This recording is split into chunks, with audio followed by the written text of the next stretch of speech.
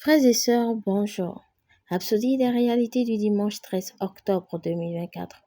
Parce que Christ partage avec nous sur le thème La loi ne pouvait pas produire la vie. Alléluia. Notre verset d'ouverture est tiré de Actes 13, versets 38 à 39. Sachez donc, hommes frères, que c'est par lui que le pardon des péchés vous est annoncé, et que quiconque croit est justifié par lui de toutes les choses dont vous ne pouviez être justifiés par la loi de Moïse. Gloire à Dieu. Avant la venue de Jésus, il y avait la loi de Moïse, non pour le monde entier, mais pour Israël. Sous la loi, il fallait y obéir pour être béni par Dieu. La justice n'était possible qu'en obéissant à toute la loi.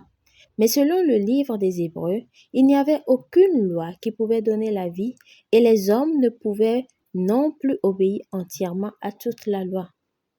Il y a ainsi abolition d'une ordonnance antérieure à cause de son impuissance et de son inutilité, car la loi n'a rien amené à la perfection et introduction d'une meilleure espérance par laquelle nous nous approchons de Dieu. Hébreux 7, versets 18 à 19. De plus, Hébreux 8, verset 7 dit, en effet, si la première alliance avait été sans défaut, il n'aurait pas été question de la remplacer par une seconde. Ainsi, la loi ne pouvait pas libérer les hommes. Dans Galates 3, verset 21, l'apôtre Paul nous dit que la loi ne pouvait pas donner la vie. Elle n'avait pas le pouvoir de produire la justice. La loi était donc contre les promesses de Dieu, loin de là. S'il eût été donné une loi qui pût procurer la vie, la justice viendrait réellement de la loi. Alléluia. Dans Romains 8, verset 3, il explique plus en détail ce qui était défectueux dans la loi. Car, chose impossible à la loi, parce que la chair la rendait sans force, Dieu a condamné le péché dans la chair en envoyant à cause du péché son propre Fils dans une chair semblable à celle du péché. Gloire à Dieu. Dieu devait remplacer l'ancienne alliance par une meilleure alliance. Mais maintenant, il a obtenu un ministère de temps supérieur qu'il est le médiateur d'une alliance plus excellente qui a été établie sur de meilleures promesses. Hébreux 8, verset 6. Alléluia. Cette nouvelle alliance a pris place lorsque Jésus est venu et a payé le sacrifice ultime avec son sang divin. Grâce à ce sacrifice ultime, Jésus nous a donné la justice.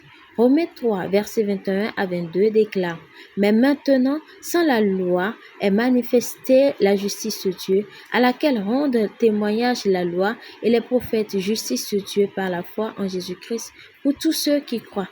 Il n'y a point de distinction. » Alléluia. Par lui, Jésus-Christ, nous avons été justifiés de toutes les choses dont nous ne pouvions pas être justifiés par la loi de Moïse. Béni soit Dieu. Prière. Cher Père, je te remercie pour le don de Jésus-Christ qui a payé le prix ultime pour mes péchés et m'a accordé sa justice. Je me réjouis de la bonne nouvelle de l'Évangile, sachant que je suis justifié, libéré de toute culpabilité grâce à son sacrifice. Je vis dans cette réalité chaque jour, en partageant cette vérité avec d'autres et en marchant dans la plénitude et tes bénédictions au nom de Jésus. Amen. Pour une étude approfondie, Romains 8, versets 1 à 4, Galates 2, verset 16, Romains 3, verset 27 à 28.